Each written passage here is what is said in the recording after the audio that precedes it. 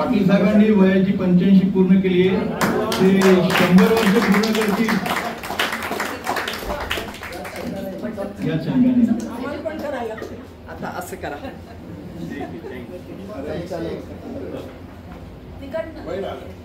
बरोबर आहे, बरोबर आहे. केक बरोबर असेल ना, केक बरोबर नाही काय हरकत नाही ना, केक खर्च आहे ना, नाही चालतंय चालतंय. तिकडनं जा, ती विसरली. चला, हॅपी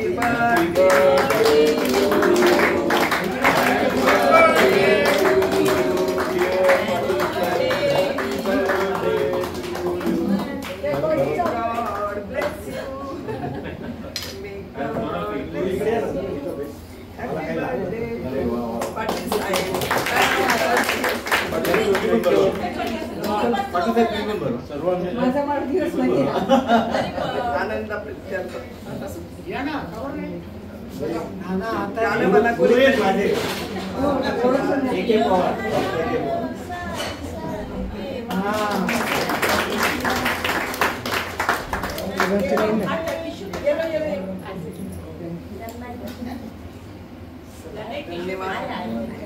त्याला म्हणा सगळ्यांना वाटतं.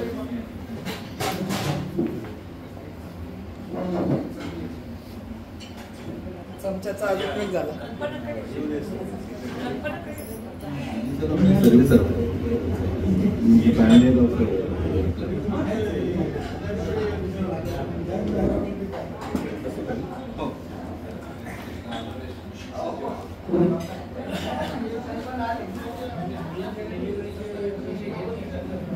हॅलो,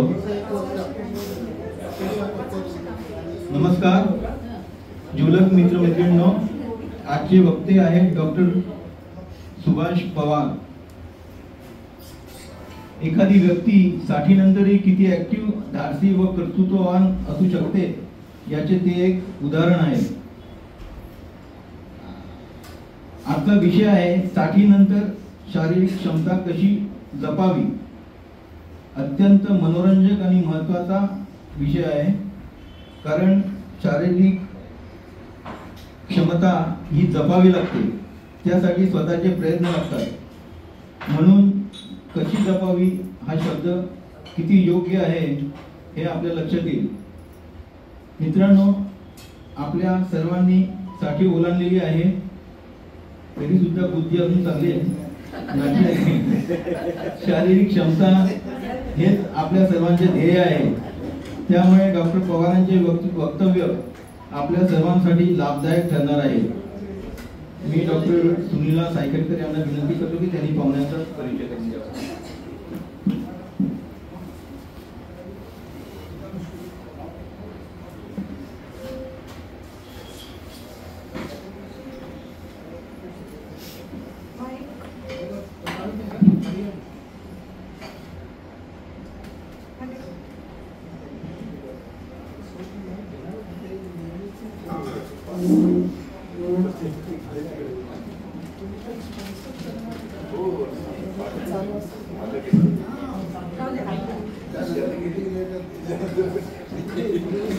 नमस्कार.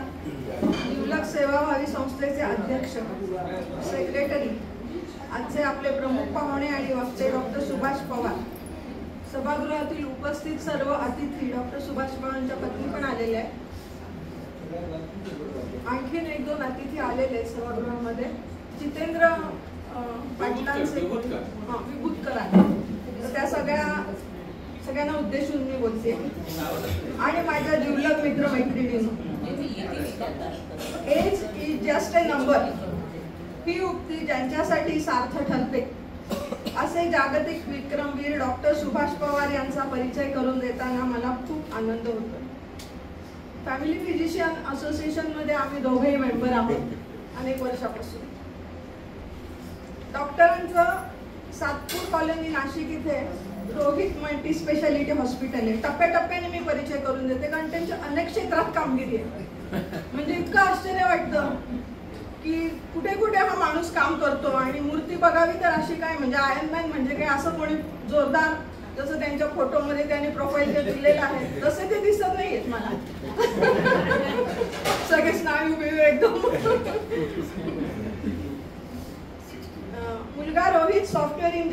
अमेरिकेत फ्लोरिडा येथे स्थानिक आहे. त्याने आयर्नमॅन आणि अल्ट्रामॅन स्पर्धा जिंकलेल्या आहेत. शालेय जीवनापासून डॉक्टरांनी अनेक शैक्षणिक पुरस्कार प्राप्त केले आहेत.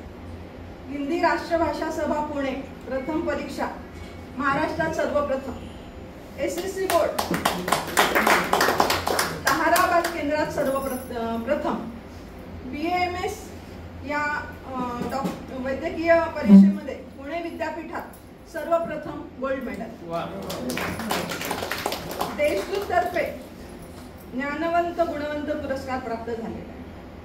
महाराष्ट्र कामगार केंद्रातर्फे स्वयंसेवक पुरस्कार प्राप्त झालेला आहे. आता व्यवसाय करताना डॉक्टर पवार अनेक सामाजिक क्षेत्रामध्ये पण कार्यरत होते.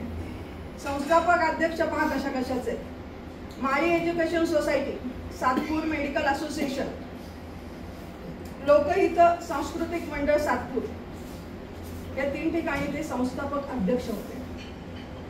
माजी अध्यक्ष फॅमिली फिजिशियन असोसिएशन नाशिक आणि महात्मा फुले नागरी सहकारी पतसंस्था. माजी सचिव महात्मा फुले विकास मंडळ. संचालक विश्वास कोऑपरेटिव्ह बँक नाशिक, संस्कृती वैभव नाशिक, लोकहित सांस्कृतिक मंडळ नाशिक. आता विविध क्रीडा प्रकारामधील त्यांची गौरवास्पद कामगिरी ती ऐका. नागपूर येथे टायगरमॅन स्पर्धेमध्ये नाशिकचे पहिले टायगरमॅन होण्याचा बहुमान. मालवण जलतरण स्पर्धा मेडल प्राप्त. 42 किलोमीटरच्या अनेक मॅरेथॉन स्पर्धा त्यांनी जिंकलेल्या आहेत. काय ठीक चाललंय ना? काही चुकलं नाही. आयर्नमॅन स्पर्धा जर्मनी हॅम्बर्ग येथे जागतिक स्पर्धेमध्ये 65 ते 69 वयोगटातील 1800 स्पर्धकांमध्ये भारतातून एकमेव स्पर्धक फिनिशर सर्टिफिकेट प्राप्त. मेक्सिको कांजुमल येथील आयर्नमॅन स्पर्धा वेळेपूर्वी 1 तास 54 मिनिटे आधी जिंकली. भारताचे इतिहासातील एकमेव वयोवृद्ध आणि जलद आयर्नमॅन हा बहुमान. आता मी हा वयोवृद्ध शब्द गाळून इथे चिरतरुण हा त्यांना शोभत नाही वयोवृद्ध. कझाकिस्तान येथील आयर्नमॅन स्पर्धेत फिनिशर सर्टिफिकेट. गोवा आयर्नमॅन स्पर्धा 4था क्रमांक. अल्ट्रा मॅरेथॉन स्पर्धा 14.14 तासात वेळेच्या आधी जिंकली. आता अल्ट्रामॅन स्पर्धा ऐका त्यांच्या. कोझुमल मेक्सिको अल्ट्रामॅन किताब प्राप्त. भारतातील एकमेव वयोवृद्ध अल्ट्रामॅन म्हणून गौरव. त्याच्या पुढे आणखीन ते उंच पदाला घेत आहेत. एव्हरेस्ट बेस कॅम्प नेपाळमधील एव्हरेस्ट ते पायथ्याशी 17,598 फूट उंच एव्हरेस्ट बेस कॅम्प. 21,246 फूट उंच मेरा पीक शिखर सर केलं. अन्नपूर्णा सर्किट ट्रेक नेपाळमधील पोखरा येथील 140 किलोमीटर लांबीचा जगातील सर्वात लांब आणि अवघड ट्रेक पूर्ण केला. आता यानंतर आणखी त्यांच्या उत्तुंग आशा आणि अपेक्षा आहेत. एव्हरेस्ट शिखर सर करायचे त्यांना. तर मग त्याच्यानंतर आपण फारच मोठा सत्कार करणार आहोत. आणि आता आपण त्यांचे सगळे पराक्रम ऐकले. आता आपण सगळे उत्सुक आहोत हे सगळं प्रत्यक्ष त्यांच्या तोंडून त्यांचे अनुभव, चित्तथरारक अनुभव, आणि शिवाय आपल्याला त्यांच्या यशाचं इंगित काय आहे हे ते सांगतील. आणि आपल्यालाही थोडंफार त्यांच्यासारखं काहीतरी थोडंफार चालणं बिळणं कुठल्या तरी स्पर्धेत आपण कुठल्या जिवलग सेवाभावी संस्था भाग घेऊया. सरांना विनंती करते की त्यांनी आपलं मनोगत सांगावं.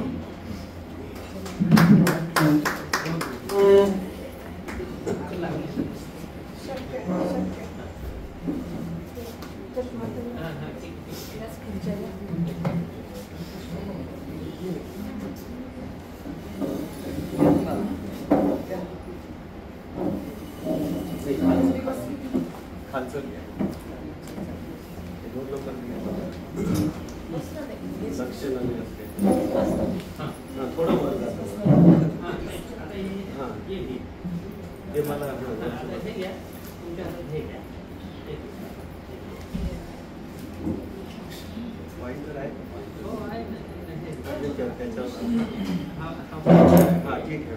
हे मधलं दाबायचं. आणि पुढच्या स्लाइडसाठी हे दाबायचं. अच्छा इथंच का? आणि मागच्या स्लाइडसाठी हे दाबायचं. हां इथून हो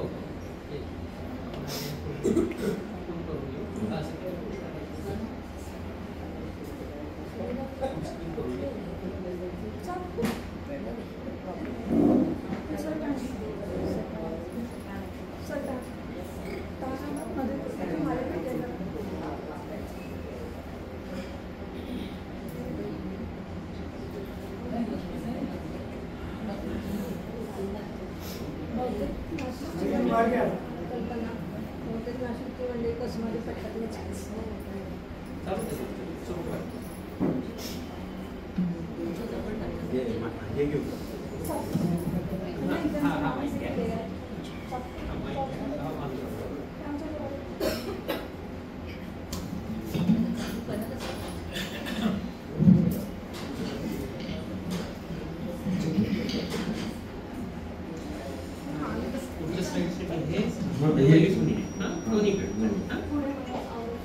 जिवलग सेवा संस्थेचे अध्यक्ष श्री निमसे साहेब आणि सर्व पदाधिकारी, खरं तर आजच्या याच्यामध्ये माझे सगळे गुरुच आहेत असं मी समजतो. आणि विशेष म्हणजे डॉक्टर A.K. पवार, ज्यांच्याकडे मी म्हणजे कॉलेजला शिकत असताना प्रॅक्टिसला होतो आणि त्यांची आज भेट खूप वर्षानंतर भेट झाली, मला खूप आनंद झाला.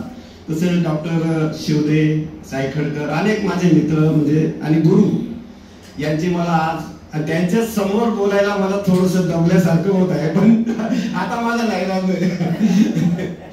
तर वयाच्या 60 पर्यंत 62 पर्यंत मी आपलं नॉर्मल डॉक्टर हॉस्पिटल प्रॅक्टिस करणारा, व्यायामाचा काही फारसा संबंध नाही.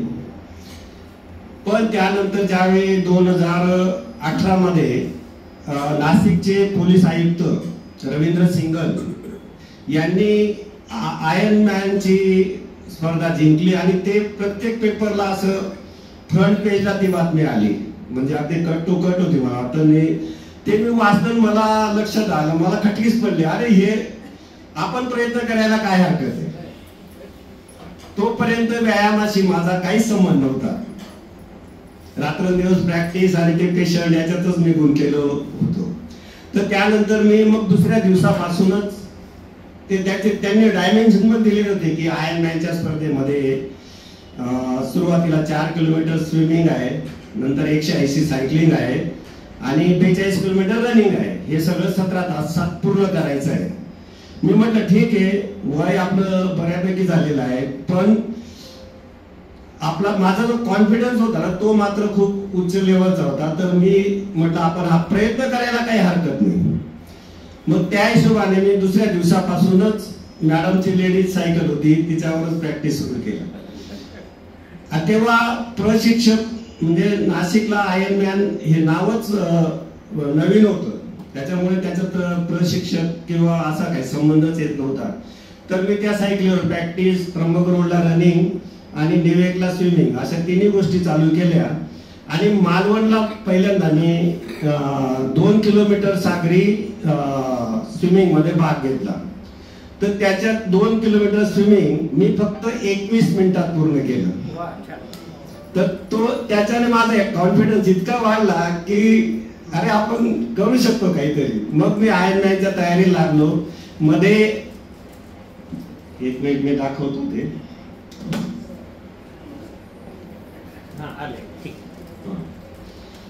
तर हे जे आता मी बोललो तुम्हाला त्याचं सर्टिफिकेट आहे.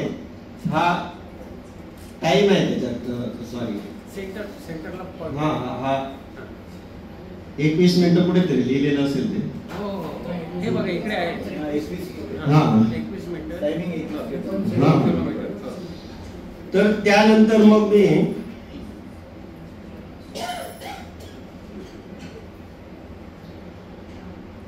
सॉरी हे सर्टिफिकेट हे आमचे सगळे माझ्या ग्रुपमध्ये असलेले लोक.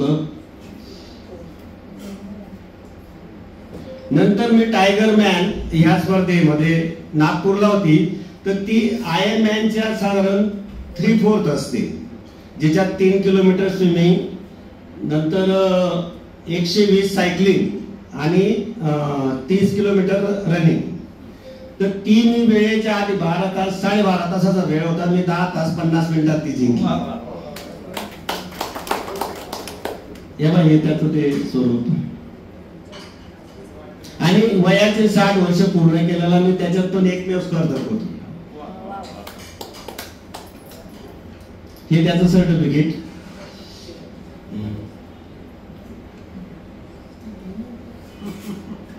या बातम्या आहेत त्या.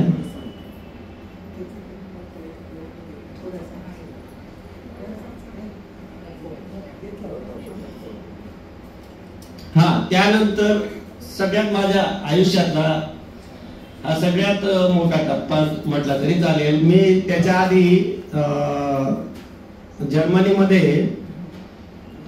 हॅम्बर्गला आयर्नमॅन स्पर्धेत भाग घेतला होता.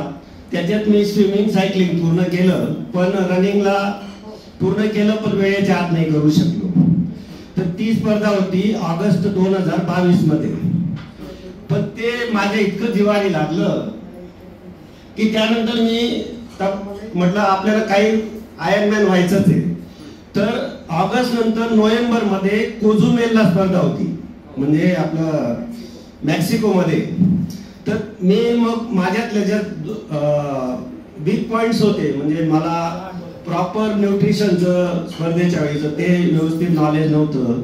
नंतर सायकल होती, सायकलला ते पेडल वापरला होता मी पहिल्या स्पर्धेला. तर दुसऱ्या स्पर्धेला मी क्लिट्स वापरले. क्लिट्स म्हणजे ते आपले पायातच तो त्या क्लिट्स मध्येच पाय अडकलेला असतो आणि त्याच्याने थोडस वेगात फरक पडतो, पण तो इमर्जन्सी मध्ये काढता नाही येत, पायाशी एकरूप झालेला असतो तो. तर ती वापरायची सवय केवळ या 2 महिन्यात केली, म्हणजे ऑगस्ट पासून तर नोव्हेंबर पर्यंत या 2 महिन्याचे पिरियड. दिवाळी सगळं विसरलो मी आणि पूर्ण त्या स्पर्धेच्या मागे लागलो. आणि ती स्पर्धा मी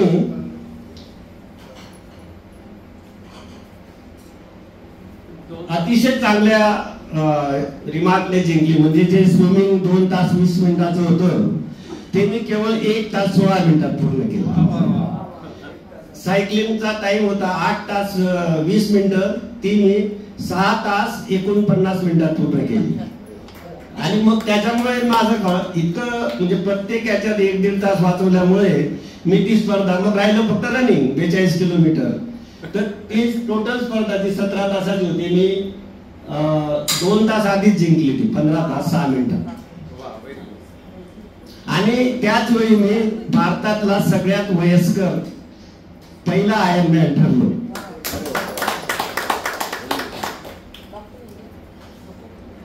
हे ते आयर्नमॅनचं सर्टिफिकेट असतं, ते त्याच्यात टाइम वगैरे सगळा असतो आपला. हा वर टाइम येतो, वर जो 15 तास 6 मिनिटं 22 सेकंद. हे ते तिथलेच फोटो आहेत आयर्नमॅनचे.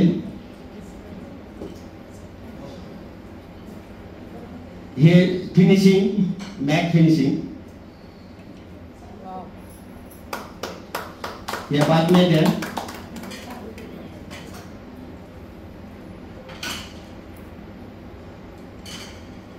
दिल्लीला त्यामुळे माझा सत्कार झाला होता नेहरू स्टेडियमला. ही गोव्याची स्पर्धा पण जिंकली होती मी. ही गोव्याला अर्थात इंडियामध्ये आयर्नमॅन च्या स्पर्धा होत नाही, गोव्याला मात्र एकमेव ही स्पर्धा होती, ती हाफ आयर्नमॅनची असते. ती मी त्याच्यात मी चौथा आलो होतो. या बाई 4थ्या क्रमांकावर माझं नाव आहे.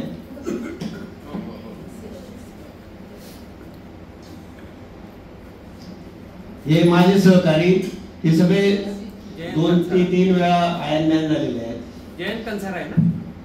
हा नाव सांगतो मी. शेवटी मी आहे, त्याच्यानंतर अरुण पालवे, नंतर महेंद्र छोरिया, प्रशांत डबरी आणि वैभव पाटील सर डॉक्टर आहे. बरोबर. नंतर त्याच्या पुढचा टप्पा हा जो अल्ट्रामॅनचा असतो, हा अल्ट्रामॅनचा स्पर्धा थोडक्यात सांगतो मी. अल्ट्रामॅनची स्पर्धा आयर्नमॅन पेक्षा जवळपास 2.5 पटीने जास्त असते. आणि आयर्नमॅन मध्ये जसे जगभरात खूप ठिकाणी या स्पर्धा होतात, पण अल्ट्रामॅनच्या स्पर्धा फक्त अमेरिका, ऑस्ट्रेलिया, मेक्सिको आणि जर्मनी अशा 4 ठिकाणी होतात. आयर्नमॅनच्या आणि याच्या स्पर्धेत जावी जर आपण थोडी तुलना केली तर आयर्नमॅन मध्ये 2,500 ते 3,000 स्पर्धक एका वेळी भाग घेतात. पण अल्ट्रामॅन मध्ये फक्त 30 ते 35 स्पर्धक असतात. म्हणजे ज्यांनी आयर्नमॅन चांगल्या याच्यात चांगल्या कमी वेळात हे केलंय त्यांचं सिलेक्शन होतं.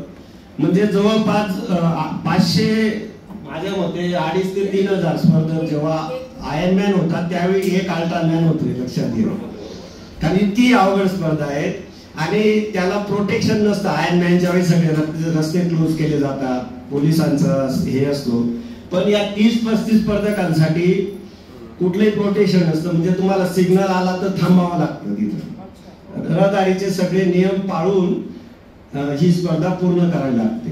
तर हिचं स्वरूप ही 3 दिवस चालते स्पर्धा, रोज म्हणजे रात्री आराम आणि दिवसभर स्पर्धा असं. तर तिच्यामध्ये 10 किलोमीटर समुद्रातलं स्विमिंग, नंतर 425 किलोमीटर सायकलिंग आणि 85 किलोमीटर रनिंग.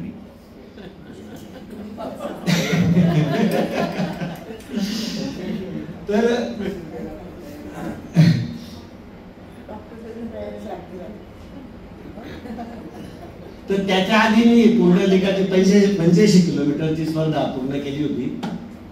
हा हे पहा, हे अल्ट्रामॅन आता जी मी बोलत होतो.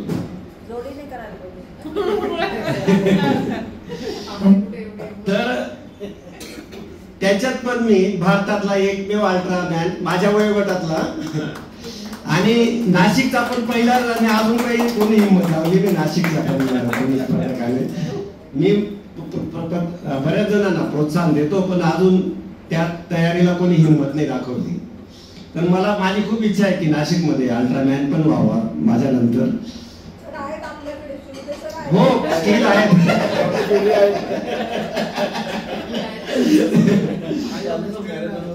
अल्ट्रामॅनची स्पर्धा म्हणजे खूप खर्चिक पण असते. आता ही स्वतःची गाडी करायला लागते. त्याच्यात लिहिलंय, त्याच्यात ही माझी गाडी आहे, नाशिकचा वा वगैरे असं काहीतरी नाव दिसते इथं. आणि तिच्यासाठी आपल्याला इथून आपला कोच न्यावा लागतो, तिथं एक दुसरा कोच करावा लागतो. ही गाडी असं सगळं हे, ती गाडी आपल्या बरोबर जात असते.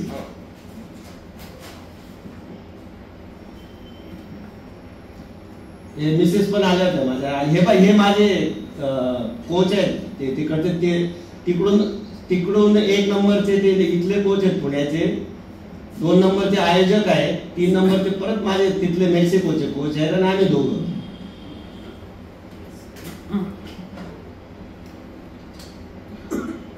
काय पुढे जा, अडकलं का पुढचं?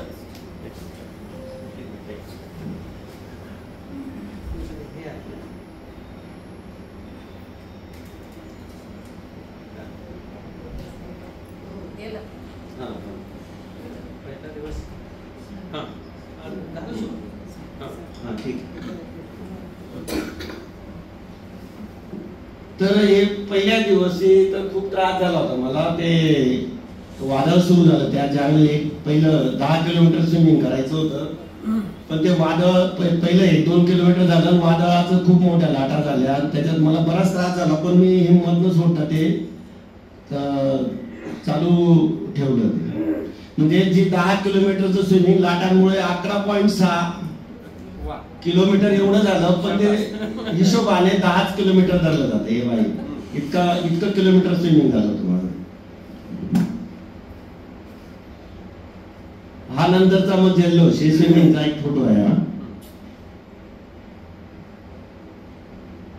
हे सायकलिंग अल्ट्रामॅनचं. हा दुसरा दिवशी, म्हणजे ते जे 425 किलोमीटर अंतर होतं ना, ते 2 दिवसात. म्हणजे पहिल्या दिवशी 10 किलोमीटर स्विमिंग आणि 145 सायकलिंग, दुसऱ्या दिवशी 280 किलोमीटर नुसतं सायकलिंग, आणि तिसऱ्या दिवशी 85 किलोमीटर नुसतं रनिंग. अशी ती स्पर्धा पूर्ण करायची असते.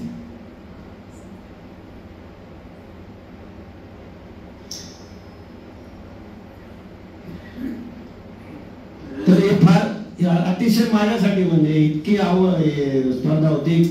ते कोजुमेल बेट जे आहे ते तिथं अगदी वाळवंटच आहे असं म्हटलं तरी चालेल. एक झाडाचा पत्ता नाही, दिवसभर ऊन, ह्युमिडिटी 90% आणि इतका घाम आणि ते आणि सूर्य सकाळी 6 वाजता पासून तर 7:45 पर्यंत इतक्या उन्हात ते स्पर्धा आणि 85 किलोमीटर रनिंग करणं म्हणजे ते 2 दिवस आपली पूर्ण बॉडी बॅटरी संपल्यानंतर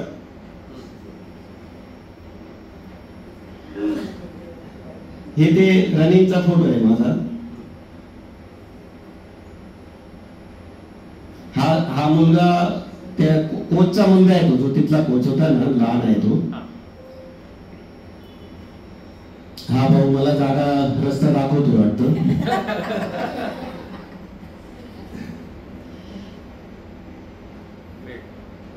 हे मेडल आणि ते आणि त्याच्यात अल्ट्रामॅनच्या स्पर्धेमध्ये तिथं 22 लोकांनी भाग घेतला होता.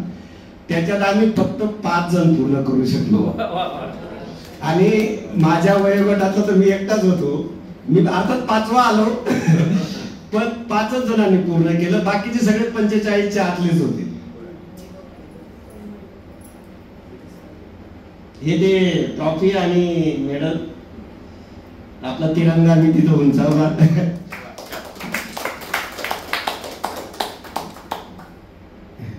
जेव्हा पायाला असं नंतर पाहिलं, हा हे सर्टिफिकेट अल्ट्रामॅनचं,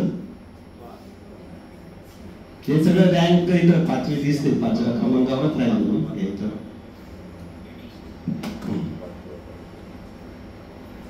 हा ग्रुप फोटो.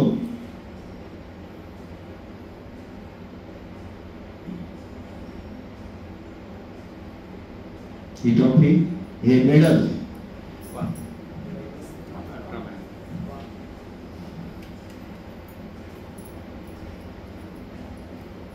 हे सगळे पेपरच्या बातम्या. आणि माझ्या मुलाने पण माझं प्रोत्साहन घेऊन, मी पहिलं आयर्नमॅन जेव्हा झालो तेव्हा त्याला पण वाटलं आपणही करावं वडिलांसारखं, तर त्याने आयर्नमॅन केलं आणि अल्ट्रामॅन माझ्या आधीच करून टाकलं त्याने, 2 महिने आधीच. आणि तो भारतातला दुसऱ्या क्रमांकाचा फास्ट आयर्नमॅन झाला तो. आणि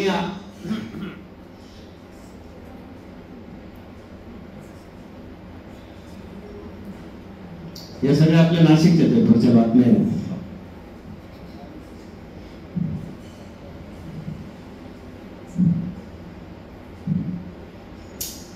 हे तुम्हाला मी आताच सांगितलंय जवळपास.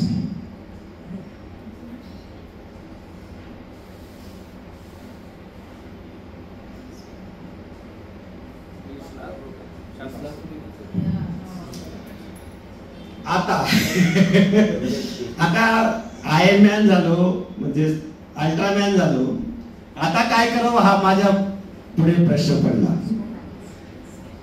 आता तेव्हा आता हे जे मला वाटतं 24 सप्टेंबर 2023 ला, मग अल्ट्रामॅन मी झालो 2023 मध्ये, आयर्नमॅन 2022 मध्ये.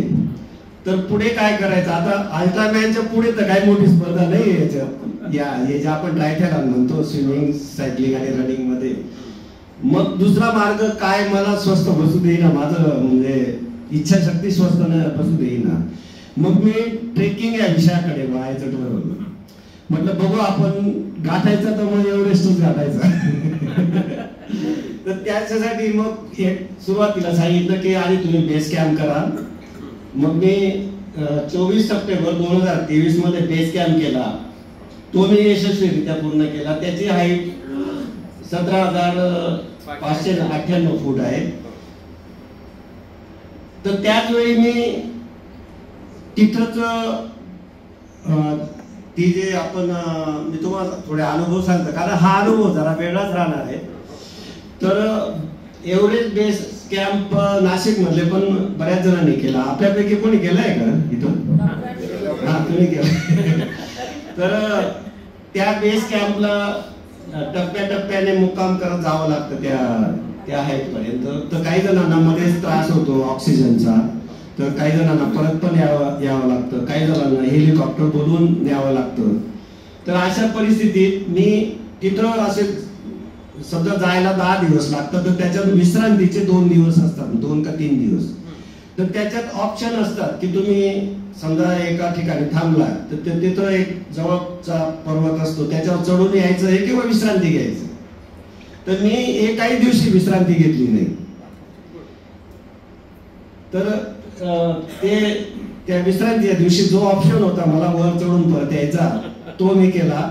आणि शेवटच्या दिवशी एव्हरेस्ट बेस कॅम्प झाल्यानंतर आणखी एक ऑप्शन होता रिटर्न जायच्या वेळी की तुम्ही कालापत्तर करून रिटर्न जाऊ शकता किंवा डायरेक्ट रिटर्न जाऊ शकता, म्हणजे तुमच्या इच्छेवर आहे. तर कालापत्तरची हाईट जी आहे ती याच्यापेक्षा आणखी 300 मीटर उंच आहे. शिवदे सरांना माहिती असेल.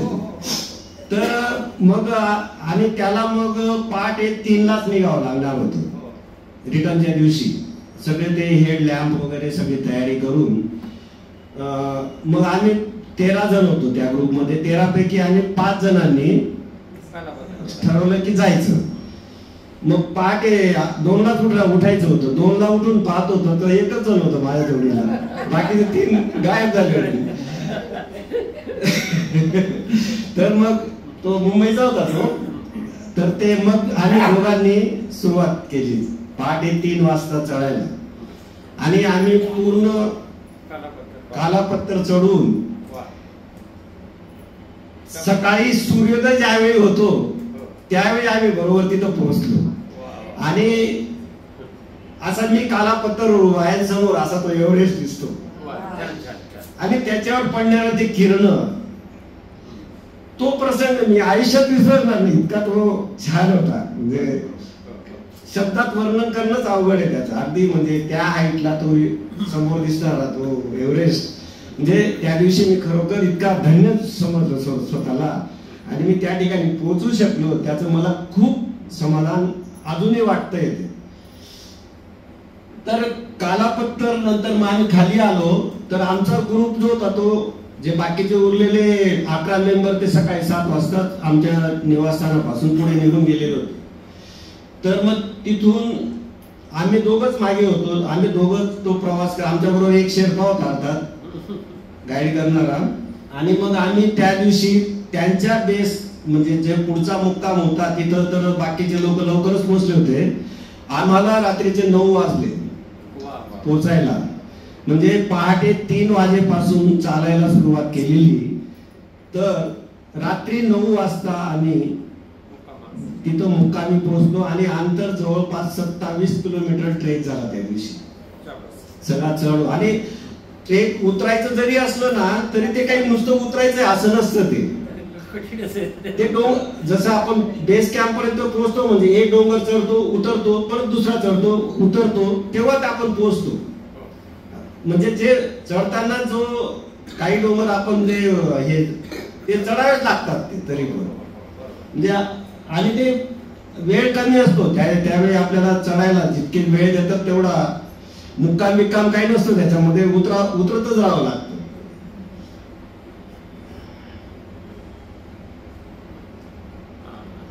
हे ते सगळे एव्हरेस्ट बेस कॅम्पचे फोटो आहे. हा बा हे कालापत्तरवरचा हा फोटो आहे. तो माझा मित्र जो हे पहा आम्ही 2 जण फक्त केलं ते. त्याचं नाव अजिंक्य.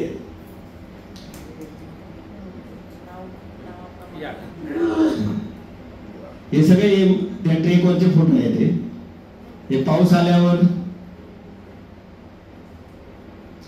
डिहायड्रेशन होऊ नये याची खूप काळजी घ्यायला लागते. म्हणजे तुम्ही कंपल्सरी बॉडी हायड्रेटेडच ठेवायला लागते. म्हणजे दर अर्ध्या तासाने 1-2 तासाने पाणी प्यायलाच पाहिजे. हे कॅम्प तिथला जो हे ते तिथून दिसणार ते समोरचं जे आपला ते खुंबू आहे फॉल त्याचा फोटो आहे.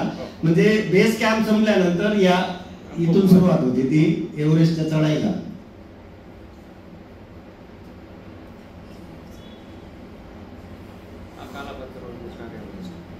हे ते बेस कॅम्पचं सर्टिफिकेट.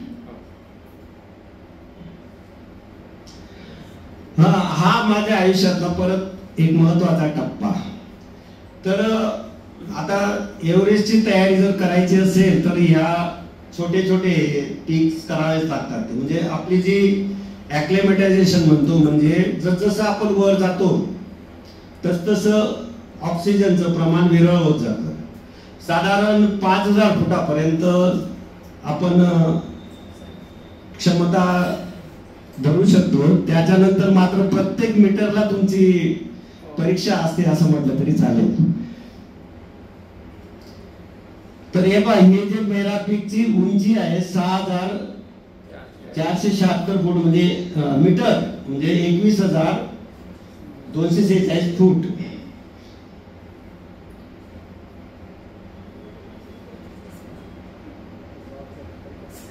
तर हे पण मी सर करणारा भारतातला एकमेव वयोवृद्ध ठरलो. आणि याची नुसत्या नाशिकच्या पेपरांनी नव्हे तर पुण्याच्या सगळ्या पेपरांनी त्यांच्या पेपरमध्ये दिली. तर याचं वैशिष्ट्य असं म्हणजे जवळपास म्हणजे आपण त्याच्यात सगळं बर्फातूनच जायचं असतं. म्हणजे एव्हरेस्टला जी तयारी करायची आहे तुम्हाला तीच तयारी इथं करावी लागते. म्हणजे शूज पासून मायनस टेम्परेचर साठी तो कोट, आतले कपडे, नंतर ते क्रेप्टॉन म्हणतात त्याला. क्रेप्टॉन जे पायाखाली आपण ते असे नख असतात ना, क्रॅम्पॉन. तर ते सगळं वापरूनच हे करावं लागतं. तर त्याच्यातही जसं आपण बेस कॅम्पला टप्प्याटप्प्याने जातो, म्हणजे इकडे एव्हरेस्ट आहे तर या त्याच्या नेमक्या विरुद्ध बाजूला हे मेरा पीक आहे. तर ते चढाई करत मग शेवटचा जो मुक्काम असतो तो याच्यामध्ये असतो, टेंट मध्ये. कारण तिथं खूप टेम्परेचर कमी असतं आणि मग शेवटच्या दिवशी चढाई करायची असते. तर हे माझ्या बरोबर 2 शेर्पा होते त्यावेळी. हे रस्त्यावरचे फोटो. हे जे हातात हे आहे ना, ते आपलं काय म्हणतात त्याला, आईस ॲक्स. इथं हे हा क्रॅम्पॉन पॉइंट आहे. इथं पायात क्रॅम्पॉन घालायला लागतात.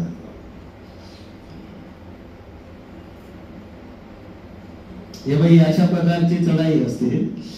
पॉपलॉक शूज असते. पॉपलॉक. हा शूज तर पॉपलॉक मी आपले पॉपलॉक आपले केचुआ घात. आठवत नाही मला ते. मी ते यांचे शूज घेतले होते, जे महाजन बंधू आहेत ना. हा त्या शूजची किंमतच 65,000 आहे.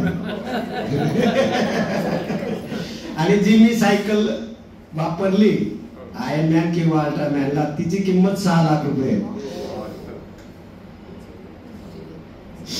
हे बाई अशा या सांभाळायला लागतात. काही ठिकाणी ते ओलांडून जायला लागतात मेरा पीकला सुद्धा. आणि याच्यात जर पडलं तर मग वाचणं अवघड असतं. काही ठिकाणी हिमालय आपण जेव्हा एव्हरेस्ट चढतो त्यावेळी त्या खूप रुंद असतात. म्हणजे असं 15-20 मीटर सुद्धा शिडे एकमेकाला बांधून ते जावं लागतं. तो अनुभव नंतर येणार आहे मला. पण हा त्याचा छोटा एक भाग आहे. हा आमचा हाय कॅम्प म्हणतात त्याला, शेवटचा मुक्काम. मग इथून पहाटे 1 वाजता चढायला सुरुवात करावी लागते. म्हणजे रात्रीच म्हणा तुम्ही 12 वाजता, म्हणजे झोप नसतेच त्या दिवशी. म्हणजे सकाळी पोचायचं तिथं दुपारपर्यंत आणि लगेच रात्री 1 वाजता म्हणजे 12 वाजता उठून तयारी करून 1 वाजता चालायला सुरुवात करायची. सगळे क्रॅम्पॉन, सगळे शूज, ते अंगावरचा ड्रेस,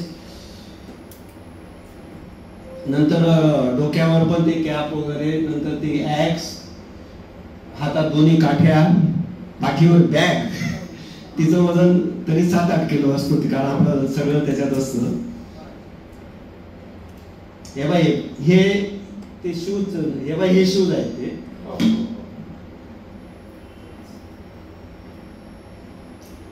हा त्या पॉइंटवर पोहोचल्याचा फोटो.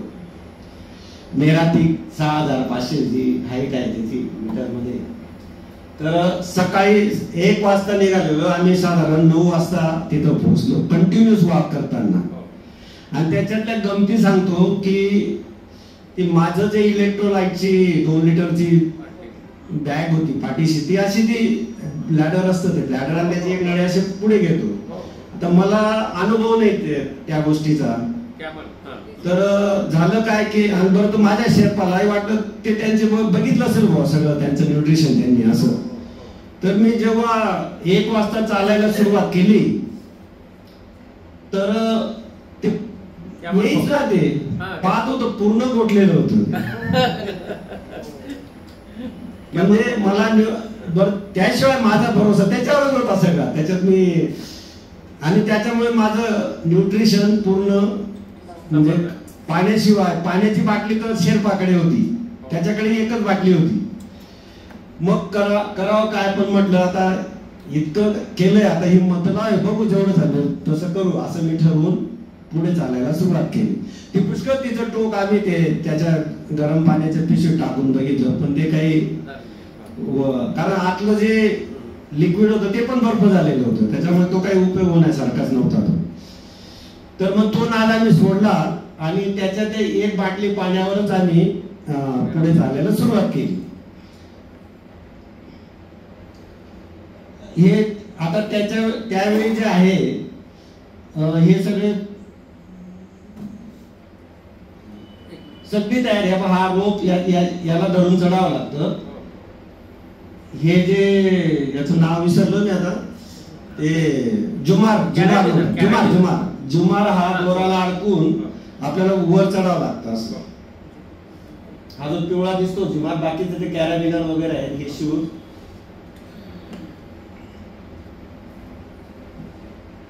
तेव्हा तुम्हाला ते क्रॅम्पॉन दिसत असतील, परत बंद पडलं ते.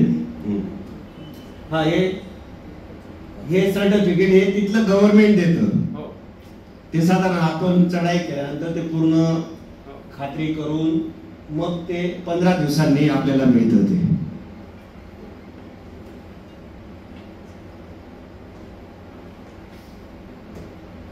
बंद पडलं का?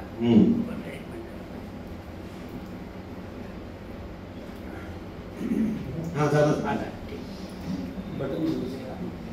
ही बातमी हे बाई पुण्याला आलेली बातमी आहे पुण्याची, पुण्याच्या सकाळची.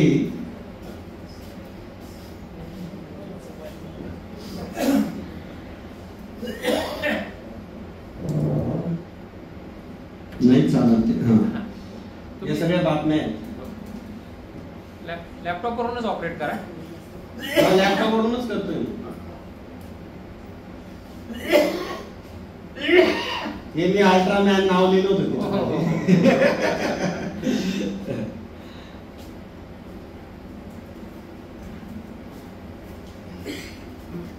अडकलं का? 1 मिनिट. हे बटन खराब हे आधी करून देऊ.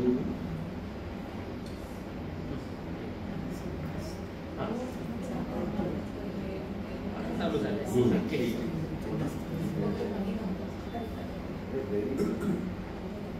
हा तर मेरा पीक पूर्ण केलं मी 6500. ही जी हाईट आहे साधारण एव्हरेजची हाईट जी आहे ती 8900 8849 आहे.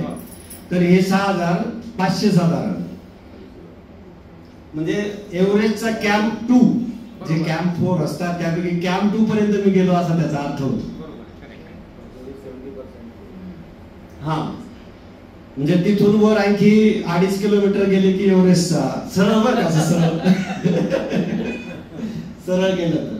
तर त्यानंतर मी असं प्लॅनिंग केलं होतं की आधी मेरा पीक करायचं आणि त्यानंतर परत काठमांडूला परत यायचं आणि मग काठमांडूवरून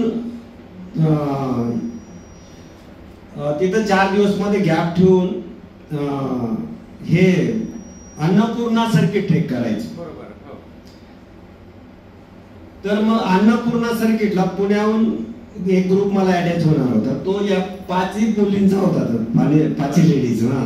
ते नंतर कळालं की 5 लेडीजच आहेत. अरे म्हटलं परत मी एक तर थोडासा मी हे 15-20 दिवस मेरा पीक केल्यामुळे थोडा होमसिक झालो होतो आणि त्यात म्हटलं यार परत या लेडीज मध्ये आपण परत एकटे पडणार. तर ही शंका थोडीशी आली.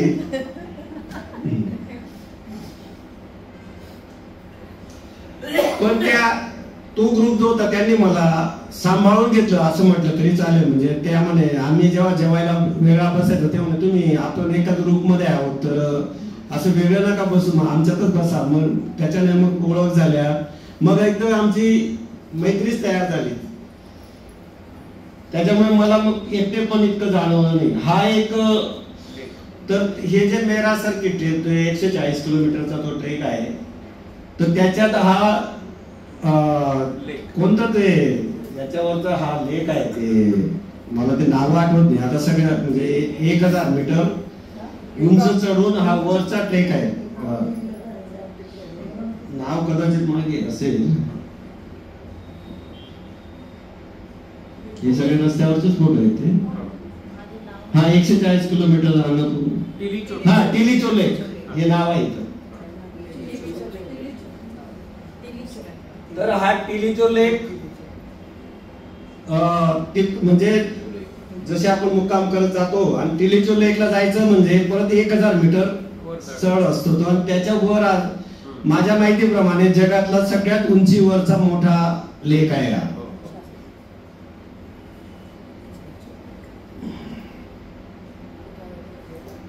त्याला पण मग पहाटे 3 वाजता सुरुवात करायला लागली आम्हाला. आणि खूप त्यावेळी इतकं बर्फ म्हणजे ते आपण ही वर्षा म्हणतो ती इतकं होतं की त्याच्यातूनच आणि वारा होता खूप पण त्याच्यातूनच आम्हाला जावं लागलं.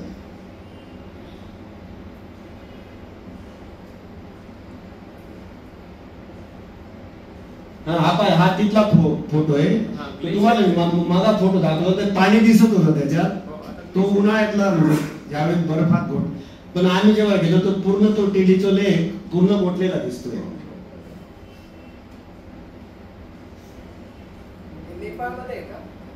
नेपाळमध्ये हे सगळं नेपाळ मधलंच आहे. हा माझ्या बरोबरचा ग्रुप.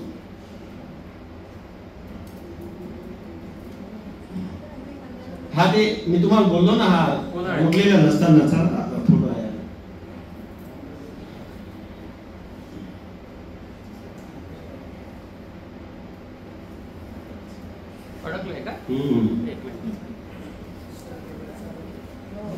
झालं संपत आला आता ते.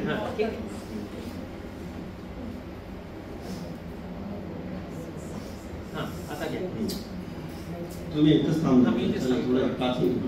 हे आमचे ते तिथलेच फोटो आहे ते सगळे. सॉरी प्रत्येक ठिकाणी नाही आता बरोबर आहे. हे पण ते अन्नपूर्णाचं सर्किट पूर्ण केल्याचं. अन्नपूर्णा सर्किट आणि तो टिलीचो लेक असं दोन्ही म्हटलेलं आहे ते.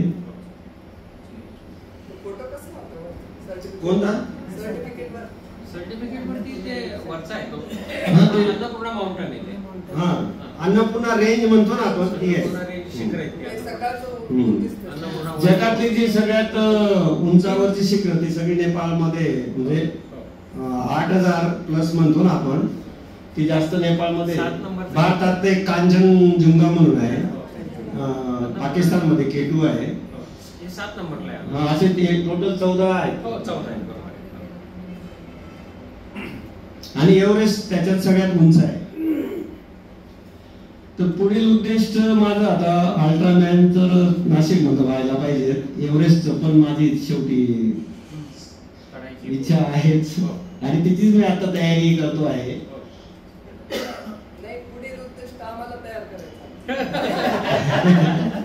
त्यानंतर मी थांबेल का नाही शंका. हे सगळे ते याचे फोटो आहेत ते हे बरोबर दाखवतो.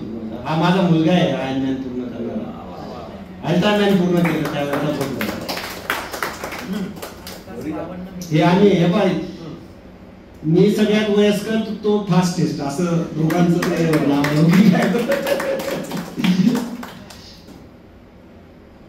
हा त्यानंतर मी जेव्हा अल्ट्रामॅन करून आलो त्यानंतर फ्लोरिडाला तर माझा मुलगा राहतो त्याच्याकडे गेलो, तर तिथं एक रनिंगची स्पर्धा होती, तर मी तिच्यात भाग घेतला. आता 85 किलोमीटर रनिंग केलेला माणूस, ते तुम्हाला काहीच वाटलं नाही अंतर, आणि त्याच्यात मी माझ्या वयोगटात परत पहिला आलो. तेव्हा मी सेंटरला मी हे सगळ्या भेटी भुजबळ साहेब आपले यांनी सत्कार सराफ साहेब, हे रवींद्र सिंग साहेब ज्यांचं मी त्यांना याच्यातला गुरु मानतो, हे सगळे बाकीचे आयनमॅनच आहेत. हे धर्माधिकारी, हे दिल्लीला मिळालेला पुरस्कार.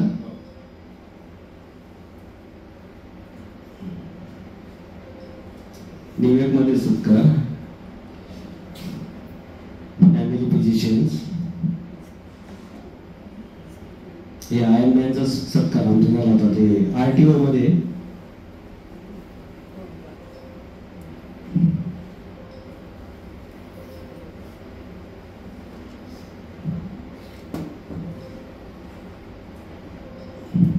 सकाळी आम्ही या अवस्थेत असतो सगळेजण.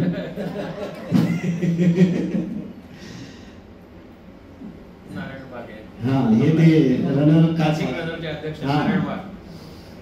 नाही ते तर आहे ना, इकडचे जे आहेत त्यांचं नाव ते आहेत, पण हे जे आहेत ना हे चांगले मोठे रनर आहेत, ते कॉम्रेड आहेत, हे सगळे सर्टिफिकेट्स. थँक्यू. तर मित्रांनो, माझा हा प्रवास हेच माझं भाषण आहे असं समजा, कारण मी काही खूप मोठा वक्ता नाही किंवा खूप मला नॉलेज आहे असं काही नाही. मी ज्या अडचणी आल्या त्याच्यातनं शिकत गेलो, त्याच्यात मला ज्या पद्धती मी वापरल्या किंवा नंतर कोच लावला वगैरे असं, तर ते करत मी थोडं 10 मिनिटं. तर मी आता सांगताना एवढंच म्हणेल की 60 नंतर ज्यावेळी आपण म्हणतो नाही आता आपण स्वतःहून अगदी मोठा एकीने सांगतो नाही आता मी 60 पार केली, आता माझे गुडघे दुखायला लागले, कंबर दुखायला लागलं, तर हे माझ्यामध्ये जरा चुकीचं आहे. तर त्या दुखण्याचा पाहू नका करून घेऊ आपण सर्व. तर आता माझ्यावरून आता माझं रनिंग वय आहे 69. 69. तर आता मी एवढेच चढायची हिम्मत ठेवतोय, तर तुमच्यामध्ये पण ती क्षमता आहेच ना. ठीक आहे, माझं असं म्हणणं नाही की सगळ्यांनी माझ्या इतकं करावं, पण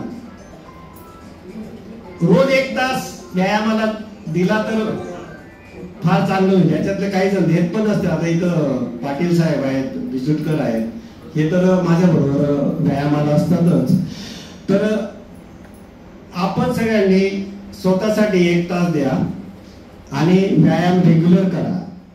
तुमचे दुखणे बऱ्याच अंशी कमी होतील. आणि मी जे म्हणतो तुम्ही त्याच्यावर इन्व्हेस्टमेंट करा व्यायामावर. तुम्ही चांगले कपडे घाला, व्यायामाचे प्रॉपर क्वालिटीचे शूज घ्या, क्वालिटीचे टी-शर्ट घ्या आणि स्वतःसाठी खर्च करा. तुम्ही मी अगदी स्पष्ट सांगतो की स्वतःसाठी त्यासाठी पैसा पण जपून ठेवा. सगळं मुलांना देऊन मोकळं होऊ नका, बरोबर? कारण तुमचा खर्च तुमच्या हातात असला तरच तुम्ही करू शकता. जर मला आज एवढेच चढण्यासाठी 80 लाखाचा अधिकृत खर्च आहे आणि त्याच्या आधी जे मेरा पीक वगैरे, परत मी पुढच्या महिन्यात किलीमंजारो जो आफ्रिकेतला सगळ्यात मोठा पर्वत आहे त्याच्यात पुढच्या महिन्यात जाणार आहे. तर हे सगळे खर्च आपल्याला मन मोकळेपणाने करायचे असतात. तर त्यासाठी आपला पैसा आपल्या जवळ ठेवा, एवढंच मला म्हणायचं. प्रॉपर्टी पण ठेवा, एक विकून या वयात काय विकून तुम्ही मजा करा ना, काय हरकत आहे. मस्तपैकी हाफ पॅन्ट घाला, टी-शर्ट घाला, पळा रस्त्यावर, कोणी बोलणार नाही तुम्हाला.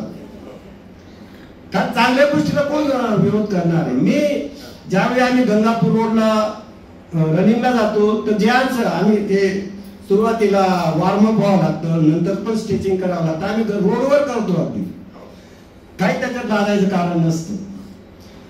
तर हे तुम्ही करा असं माझं म्हणणं आहे. स्वतःसाठी स्वतःवर खूप लक्ष द्या. स्वतःचं स्पाऊस म्हणजे सहचारिणी, जशी माझी मिसेस एव्हरेस्टवर जायचं ना, बिंदास जा. तिला पण कळतं की याच्यात आयुष्याची रिस्क आहे, कारण एव्हरेस्टला जाणारा माणूस परत येईल नाही याची काही गॅरंटी नाही. म्हणजे आपण जात चढतो, आपण आपला प्रयत्न करतो, पण तो एव्हरेस्ट ठरवतो आपण परत यायचं की नाही, आपण नाही ठरवत. आणि ज्यावेळी 100 लोक, आतापर्यंत जे सगळे कॅल्क्युलेशन्स आहेत त्याच्यावरून 5% लोक तरी, आताचा ऍव्हरेज तो आहे की 5% लोक जातातच त्याच्यात. तर तरी माझ्या मिसेसने, माझ्या मुलाने, या सगळ्यांनी मला हिंमत दिली, त्यामुळे मी हा पुढचा प्रयत्न पण करणार आहे. तर हे करताना मी तुम्हाला तेच सांगतो की तुम्ही तुमचा आयुष्याचा, आता जनरली आपले मुलं, आता समजा मी जायखेडा गावात शेतकरी कुटुंबात भाग घेतला, जन्माला आलो, पण मी जायखेडला राहिलो नाही, नाशिकला आलो. माझा मुलगा आणखी पुढच्या याच्यासाठी अमेरिकेला गेला. म्हणजे मुलं आपल्या शेजारी आपल्या बरोबर राहत नाही. जसे पूर्वी एकत्र कुटुंब पद्धती होती तसं नाही राहिलं. त्यामुळे आपली काळजी आणि आपल्या स्पाऊसची काळजी आपणच घ्यायला पाहिजे. आपल्यासाठी पैसा जपून ठेवायला पाहिजे आणि तो आपण मोकळेपणाने वापरला पाहिजे. मुलं त्यांना करू द्या की आपणही शून्यातून वर आलो ना, त्यांना त्यांचे कष्ट करू द्या ना. कशाला त्यांना सगळं ऐकत देता तुम्ही? थोडस द्या, मदत करा त्यांना, त्याबद्दल माझं म्हणणं नाही, पण पूर्ण त्यांना देऊन तुम्ही परावलंबी होऊ नका, असं मला तुम्हाला या वयात तरी विनंतीपूर्वक सांगणं आहे. आणि जो पैसा आपण पुढे जाऊन आपल्या तब्येतीच्या कारणाने आयसीयू मध्ये खर्च करणार, तो तुम्ही स्पोर्ट्स मध्ये खर्च करा. तुमचा आयसीयू, मी सांगतो 100% तुम्हाला आयसीयूची फारशी गरज लागणार नाही. म्हणजे ही इन्व्हेस्टमेंट खर्च तिथेही आहे, इथे आहे, पण इथं करा. अगदी चांगले शूज घ्या, सगळं करा चांगली. आता मी जितकं क्वालिटी किंवा ब्रँड म्हणतो आपण, सगळ्या ब्रँडेड वस्तू वापरतो. अगदी म्हणजे सॉक्स सुद्धा माझे 2,500 ते 3,000चे असतात. तर खर्च करा तुम्ही तुमच्या त्याच्या ऐपतीने करा, माझं त्याबद्दलही काही म्हणणं नाही, पण करा, स्वतःवर खर्च करा. आणि दुसरी गोष्ट सांगायची तर आहार, तुम्ही एक सगळ्यात महत्वाचा मुद्दा. तर माझं एकच म्हणणं आहे, तुम्ही फक्त जिभेचे लाट टाळा.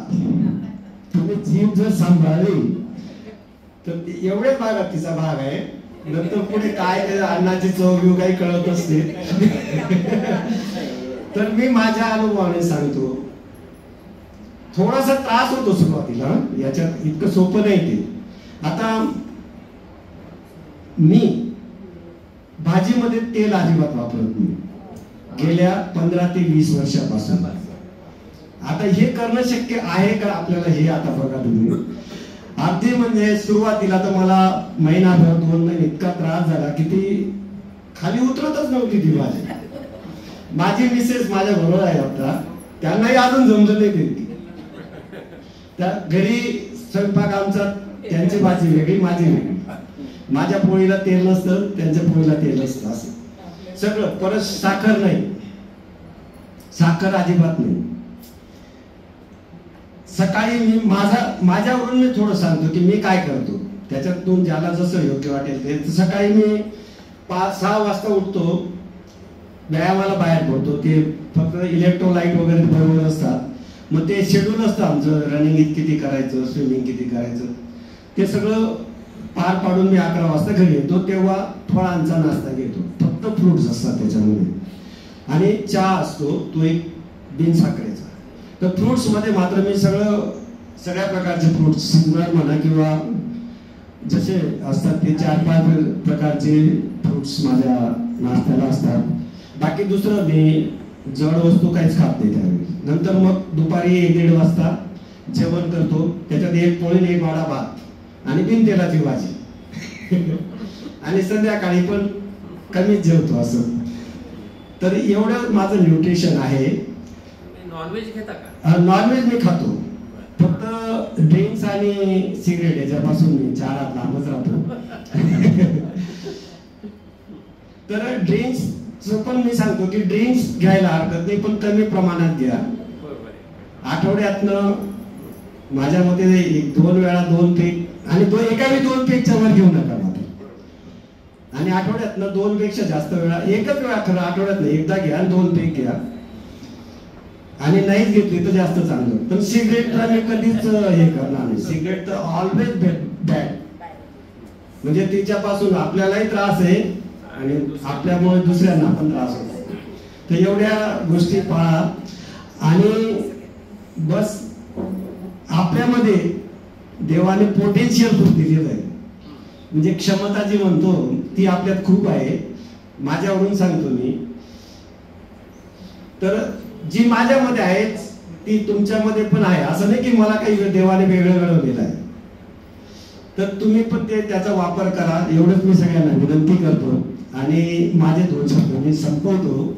आणि कोणाला काही शंका असतील तर त्यासाठी आपण थोडा वेळ घेऊ. तर जे काही कोणाला प्रश्न विचारायचे असतील तर तेवढं विचारा.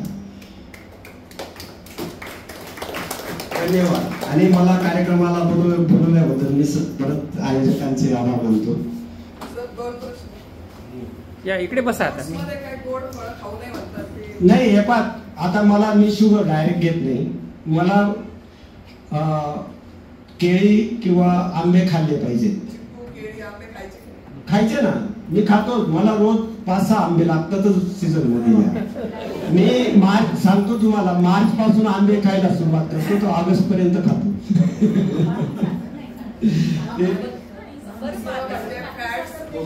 हे पहा, सीजनल फ्रुट्स असतात माझे. म्हणजे केळी तर असतात, केळी, नंतर सफरचंद रोज एक असतंच. आणि मग चिक्कू असतात, पायनॅपल असतं. सगळ्या प्रकारचे जे बाजारात फ्रुट्स अवेलेबल आहेत ते मी घेतो. आणि दुसरं म्हणजे तुम्ही ऑइल नाही. हा, ऑइल नाही. मग आपल्या बॉडीला थोडी तुपाची गरज आहे. सांगतो मी, ते पण सांगतो. ते मला कोणी मी डायटिशियन कधीच लावलेलं नाही, हे पण सांगतो. कारण मी स्वतः डॉक्टर आहे, त्याच्यातून थोड्या काही गोष्टी समजतात, काही आपल्या अनुभवाने समजतात, असं माझं मत आहे. ज्यांना गरज आहे त्यांनी अवश्य लावा, त्याबद्दल माझं दुमत नाही. तर या आता आपल्याला जी पवार मॅडम बरं का, तर आपल्याला ऑइलची जी गरज आहे ती फक्त दिवसाला 4 चमचे, छोटे चमचे. तर ती कशी मिळतं? आपण समजा मी नॉनव्हेज खातो, त्याच्यात तेल टाकत नाही भाजी, पण तिचं पण तेल सुटतं की नाही. तसेच काही शेंगदाणे असतात त्याच्यात. तर ती आपली जी गरज आहे ती 4 चमचे. किंवा मी दूध घेतो, दुधात काही प्रमाणात तर साईचं तूप येतच की. तर अशा प्रकारे ते माझे मी 4 चमचे पूर्ण करतो. त्यामुळे मला एक्स्ट्रा वेगळ्या तेलाची गरज पडत नाही. आणि माझ्या का गरज पडत नाही तर माझा हा याच्यात 15 वर्षाचा अनुभव आहे. ज्यावेळी मी काहीच नव्हतं करत तेव्हा सुद्धा मी, म्हणजे आता हे तर माझा हा इतिहास 5 वर्षाचाच आहे फक्त, पण मी गेल्या 15 वर्षापासून ऑइल सोडलेलं आहे. ते मी एक मला आठवतं की आपलं ते माझा साक्षात्कार नावाचं एक पुस्तक अभय बंग, त्यांचं वाचलं, त्याच्यात ते फार डिटेल दिलं होतं. ते माझ्या मनाला, आता मी तर काही हार्टचा पेशंट नव्हतो, पण ते सुदैवाने मला माझ्या हातात आलं ते, आणि ते मी वाचलं. तर त्यांनी ते सांगितलं डायमेन्शन की तुम्हाला काहीच गरज नाही, तुम्हाला गोड खायची गरज नाही, ते तुम्ही पुस्तक वाचा जरूर. तर त्याच्यात बरेच तुमच्या शंका निरसन होतील.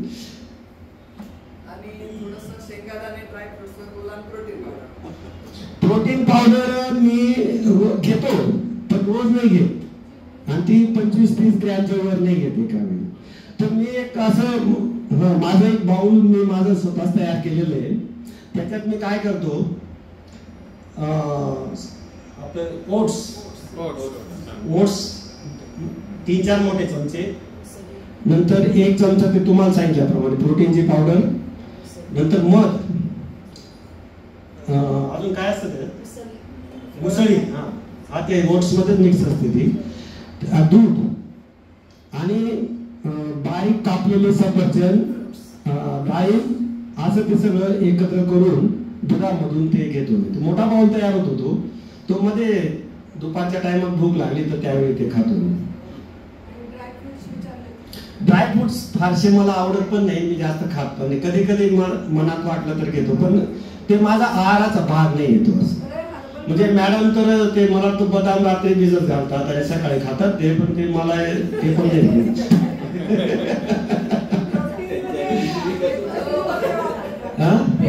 हा वेट प्रोटीन वापरतो मी. हा तो असा 7-8 हजारचा तो बाहेर तो एक त्याच्यात चमचाच आहे तो पूर्ण एक भरून घे, तेवढं पुरेसं होतं. खूप प्रोटीन्स घेणं पण आरोग्याच्या दृष्टीने चांगलं नाही. आणि माझ्या मते मी माझं प्रोटीन्स जे आहेत ना तर नॉनव्हेज मधून मिळवतो. आणि ज्या डाळी आहेत, मुगाची डाळ, वरणाची डाळ, हा या भाग पचायला चांगले असतात आणि सोपं जात असतं. आणि एक प्रश्न आहे माझा, की आता हे गुडघेदुखी वगैरे तुम्ही दाखवलं, तुम्हाला काही ना काही तुम्हाला दुखतच असणार. हो तेच सांग. ते कसं ओव्हरकम करतात? हा त्याचा मेडिसिन्स घेतात, फिजिओथेरपी घेतात का कसं काय? तर गुडघेदुखीचा आता मी ज्यावेळी अल्ट्रामॅनची तो एक अनुभव सांगण्यासारखा आहे.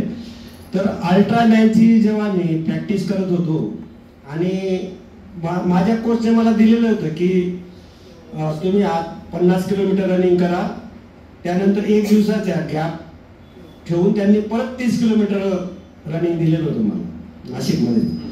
तर ते करायला गेलो, त्या 30 किलोमीटरच्या वेळेस माझ्या लक्षात आलं की माझा उजवा गुडघा काहीतरी गडबड झाली आहे त्याच्यामध्ये. मग आता जाणं तर 8 दिवसावर आलेलं होतं. मग काय करावं, आता दुखायला लागला होता तो, पण मी जरा हिमतीनेच घ्यायचं ठरवलं. मग मी ताबडतोब त्याचा MRI केला, एक्सरे केला. डॉक्टर पुनीत शाह त्यांच्याकडे गेलो, तर त्यांनी मला हिंमत दिली. ठीक आहे म्हणे, करून घ्या तुम्ही अल्ट्रामॅन, मग नंतर आल्यावर बघू काय करता येईल. ते तर म्हटलं जॉईंट रिप्लेसमेंटच करायला लागेल नंतर. कारण ते जे आपलं गुडघ्यातलं जे मेडियल मिनिस्कस म्हणतो आपण, ते पूर्ण माझं टेअर झालं होतं. आणि बाकीच्या ज्या लिगामेंट्स होत्या आजूबाजूच्या, त्या ट्रान्सवर्स काही क्रुशिएट लिगामेंट त्या पण बऱ्यापैकी डॅमेज झालेल्या.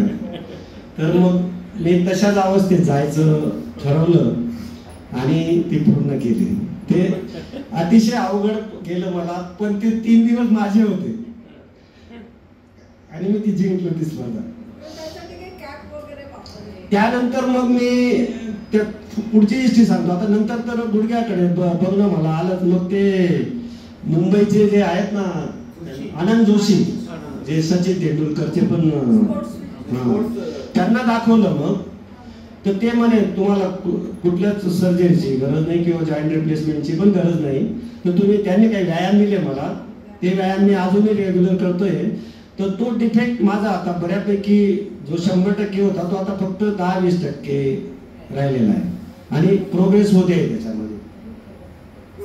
गुडघ्यासाठी सायकलिंग बरी राहील. गुडघ्यासाठी का नाही, व्यायाम आणि बाकी सगळं चालूच आहे ना माझं. ट्रेकिंग चालू आहे. त्यांनी म्हटलं, मी त्यांना त्यावेळी स्पष्ट बोललो की माझी अशी पुढची तयारी आहे, तर काय करू, मी करू की नको. तर त्यांनी मला चांगलाच सल्ला दिला की तुम्ही ट्रेकिंग करा, पण दोन्ही हातामध्ये स्टिक पोल घ्या.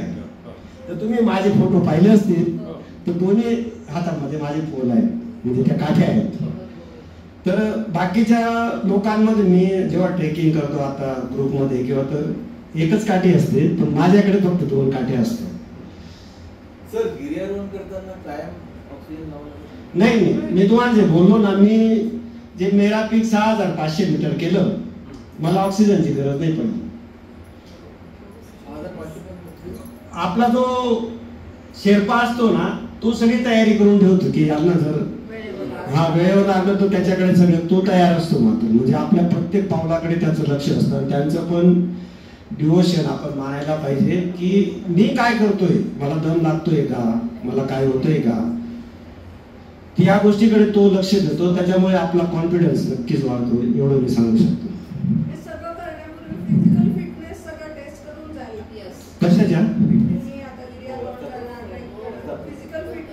हा, फिजिकल फिटनेस मी एकच माझं तत्व असं आहे की मी, माझा जो वाढदिवस असतो त्या दिवशी सगळ्या टेस्ट करून घेतो, अगदी सगळ्या, म्हणजे पॅथॉलॉजीच्या सगळ्या, सोनोग्राफी वगैरे सगळं, त्याच्यात काहीच बाकी ठेवतो. बिफोर स्टार्टिंग दिस वेंचर नाही करायला लागत काय? हे सुरुवात करण्यापूर्वी नाही नाही, त्यापूर्वी नाही करत मग. नाही, एकदा ती एक जूनला टेस्ट केली की मी आता मेरा पीक चढायचंय, मग टेस्ट करा या भानगडीत. तुम्ही प्रॅक्टिस करता का अजून? प्रॅक्टिस चालू आहे का आता मेडिकल प्रॅक्टिस मी मागच्या वर्षी बंद करून टाकली. ते जे माझं हॉस्पिटल होतं ते दुसऱ्याला चालवायला दिलं, पूर्ण रेसिडेन्स आहे आणि मी इकडे गंगापूर रोडला आता शिफ्ट झालोय. आता मी पूर्ण माझा जे 24 तास आहे ते व्यायाम आणि माझे हे त्याच्यावरच पूर्ण फोकस आहे माझा. आणि योगा पण करता का? योगा पण करतो मी. अजून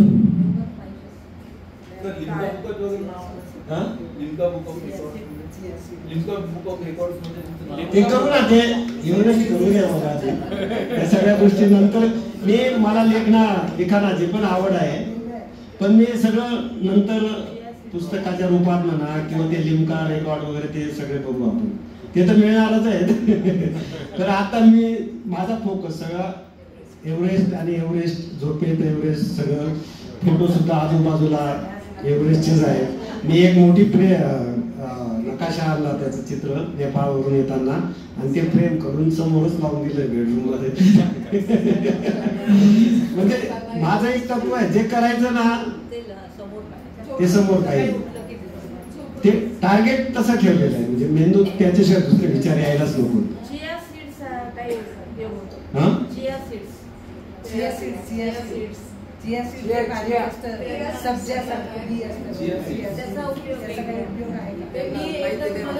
नाही, मी ते काय वापरलेलं मला आठवत नाही. मी हे पहा, 2 गोष्टी आहेत. मला दूध खूप आवडतं, दूध, आंबे आणि नॉनव्हेज हे तर माझे सगळे जीव की प्राण आहे. नाही, म्हशीच आपलं नेहमीच मिळतं. त्याच्यामुळे मला तर दुधात सगळे न्यूट्रिएंट्स मिळून जातात, नॉनव्हेज मधून प्रोटीन्स मिळून जातात, आणि आंबे तर आपले आंबेच आहेत, फळांचा राजाच आहे, त्याला काय बोलायचं. पण जे व्यायाम करत ते त्यांनी जास्त आंबे खायला नको, असं मला एक सांगणं. तर मी रोजचे 5 आंबे खातो, म्हणजे ते मला खाता येतील असं शक्य नाही मला. तुम्ही फार तर दिवसात एखाद दुसरा खाऊ शकता. ऑर्गॅनिक वगैरे असं वापरता का? जे मिळतं बाजारात ते खायचं. ऑर्गॅनिक वगैरे असे आणायचे सगळं. मी फारसा तसा काही विचार केला नाही की ऑर्गॅनिकच फळभाज्या पाहिजे, ज्या बाजारात उपलब्ध असतील ना त्याच्यावर हात साफ करून देतो. खूप म्हणजे मी शरीराचे खूप लाड नाही केले, हा माझा अनुभव आहे. म्हणजे मी तुम्हाला खोटं वाटेल, मी सांगतो, सर्दी झाली आहे ना, मी मुद्दाम पावसात झेलकेवर स्विमिंगला जाईल. लाड नाही करायचे त्या शरीराचे. मला फक्त बीपीचा त्रास आहे, शुगर नाही आहे मला, तर बीपी वरची गोळी रेग्युलर घेत असतो. काय नाही, बाकी सप्लिमेंटरी न्यूट्रिएंट्स काहीच घेत नाही, किंवा बी कॉम्प्लेक्सची गोळी वगैरे काहीच घेत नाही. Thank you very much.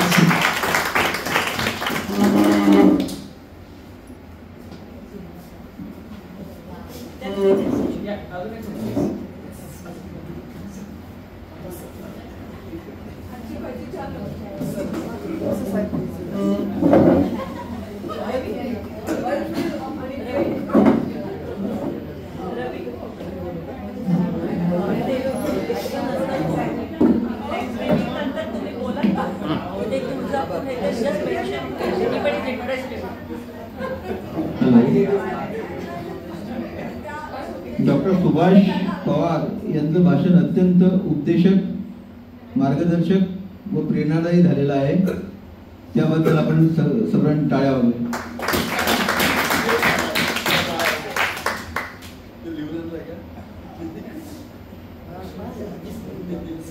मी डॉक्टर शिंदे साहेबांना विनंती करतो की त्यांनी आभार प्रदर्शन करावं.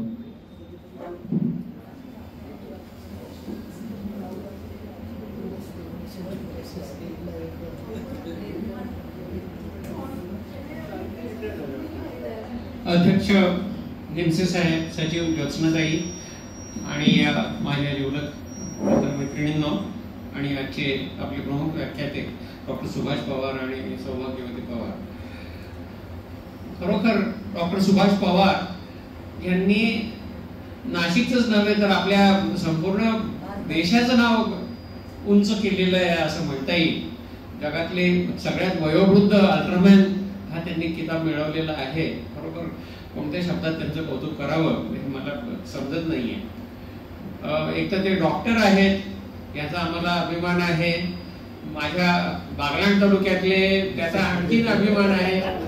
आणि आमचा बागलाण तालुका म्हणजे हा खरोखर एक जिद्दी लोकांचा तालुका आहे. जे मनात ठरवलं ते करायचं आणि त्याप्रमाणे त्यांनी आपली जी स्वप्न होती ती सगळी खरोखर प्रत्यक्षात उतरवली आहेत.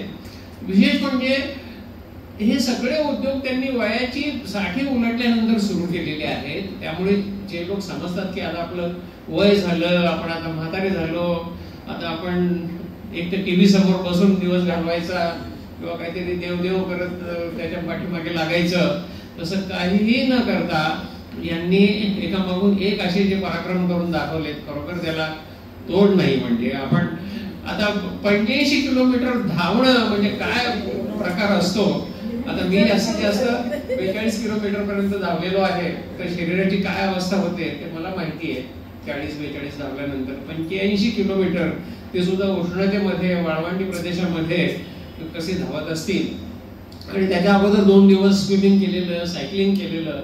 खरोखर म्हणजे मानवी शरीर हे परमेश्वराने बनवलेले एक अद्भुत यंत्र आहे. तुम्ही त्याला जसं वळण लावाल तसं ते चालतं.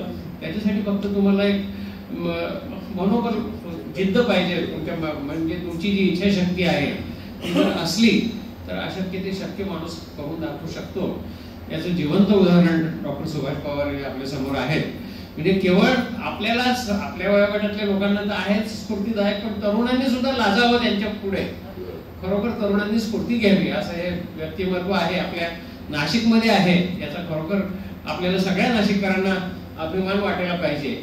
मी तर म्हणतो आता आपण रोटरीत नाहीये, परंतु आपला जो नाशिक भूषण पुरस्कार आहे त्याच्यासाठी याची शिफारस करावी. जर त्यांना चांगली परमेश्वर मोठी द्यावं रोटरीला माणसांना आणि त्यांना हा पुरस्कार मिळो अशी मी इथे शुभेच्छा व्यक्त करतो. त्यांनी हे अतिशय सुंदर प्रेझेंटेशन दिलं.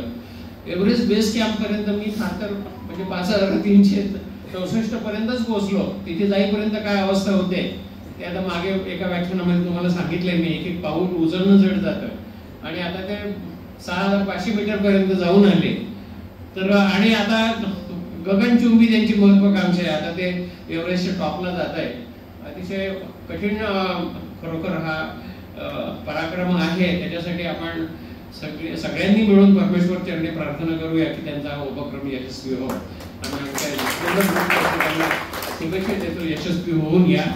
आणि आपल्या ग्रुपतर्फे त्याचे आभारी मानतो आणि अध्यक्षांना विनंती करतो की एक छोटीशी भेट सुद्धा प्रदान करतो. धन्यवाद.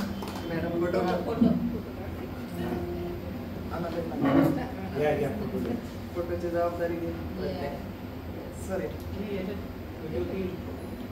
जवळ आहे ना. एक मिनिट सर. गुरु, हा माझे गुरु आहे. गुरु मी त्यांच्याकडे 2 वर्ष तुमच्या भाषा माझ्या डोक्यात कटकट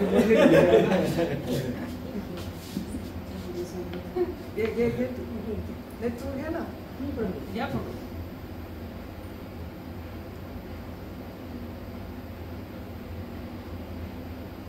थँक्यू. 1-2 अनाउन्समेंट आहेत. ज्योत्स्नाताई करतीलच ते अनाउन्समेंट. त्यानंतर आपण एक तुळजापूर, अक्कलकोट, गाणगापूर, पंढरपूर असा एक आपली एक मिनी तीर्थयात्रा काढायचा विचार आहे ग्रुपतर्फे. त्यासंबंधी आता आपल्याला वेळ नाही, आपण विचार करू त्याविषयी आणि कधीतरी ते अरेंज करूया सगळ्या जेवढ्या ग्रुपच्या लोकांची. त्याच्याविषयी आपण मागू लोकांचे विचार. धन्यवाद. हो, नंतर आणि आता काही कपडे किंवा जुने कपडे भांडी वगैरे त्याच्यासाठी ज्योत्स्नाताईंनी आवाहन केलेलं आहे ते ज्योत्स्नाताईंकडे मोखाड्याला करावं, मोखाड्याला ग्रुपवर जाऊन टाकलंय ना. त्याचं वाटप करणार आहोत. धन्यवाद. आणि कमिटी फॉर्म केल्या आजची मीटिंग 1-2 मिनिट. हा ते आम्हाला ना आम्ही इनर व्हील मध्ये सुद्धा आहोत आणि इनर व्हीलला मला फोन आला एक मोखाड्याला आम्ही मागच्या वर्षी कार्यक्रम केला होता तिथे दिलं होतं आम्ही शाळेत बरंच काही तर त्यांचा फोन आला की आम्हाला वह्या द्या जुने कपडे भांडे नंतर काही पण शूज चप्पल काय असेल ते द्या पांघरून चादर काही असेल तर मेन म्हणजे वयासाठी आला नंतर प्रिंटर मागितलं तर म्हटलं आम्ही करणारच आहोत आपल्या ह्या ग्रुपमधून पण मिळालं तर चांगलंच आहे म्हणून मग मी ह्या ग्रुपमध्ये पण आवाहन करते की ज्यांच्याकडे असेल त्यांनी ह्या आठवड्यात द्या किंवा कधी द्या पुढच्या आठवड्यात द्या वया मात्र आम्ही ह्या आठवड्यात देऊन टाकणार आहे 2-3 दिवसात कारण शाळा सुरू झाली आहे त्याच्यासाठी थांबणं योग्य नाही म्हणून वया आम्ही याच आठवड्यात देत आहोत तर तेवढंच आहे आणि नंतर ट्रिप काढायचं चाललंच आहे आज रजनीताई नाही आहेत नाही तर ट्रिपचं पण चर्चा झाली असती थोडीफार आणि निमसे साहेब कमिटी नेमतीलच ती आम्ही उद्या किंवा परवा ग्रुपवर टाकूया कोणाचे काय काम आहे ते ठरवूया आणि बाकी नाही झालं माझं बोलणं शिवले डॉक्टरांशी शिवले डॉक्टर म्हणजे आपण बोलतो तर असे काय एकदा अनाउन्समेंट होत्या बाकी डॉक्टर सुभाष पवारांनी म्हणजे 62 नंतर सुरू केलं असं म्हटल्यावर मला पण आता वाटलं की आपल्याला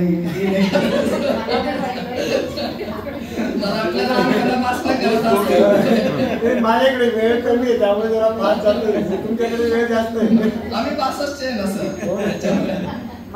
धन्यवाद प्रज्ञा काही बोलायचंय का नाही ना तू आता बोल म्हटली मला बोलायचं मला जॉईन करायचं ओके आता निमसे अध्यक्ष बोलतील आजची सभा संपल्याचं मी जाहीर करतो. धन्यवाद.